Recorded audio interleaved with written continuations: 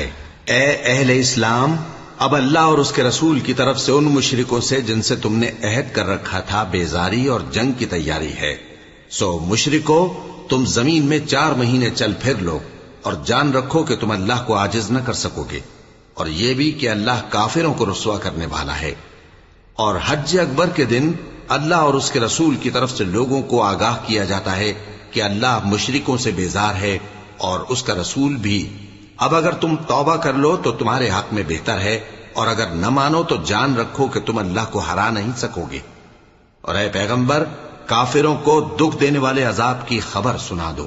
البتہ جن مشرکوں کے ساتھ تم نے عہد کیا ہو اور انہوں نے تمہارا کسی طرح کا قصور نہ کیا ہو اور نہ تمہارے مقابلے میں کسی کی مدد کی ہو، تو جس مدت تک ان کے ساتھ عہد کیا ہو اسے پورا کرو، کہ اللہ پرہیزگاروں کو دوست رکھتا ہے۔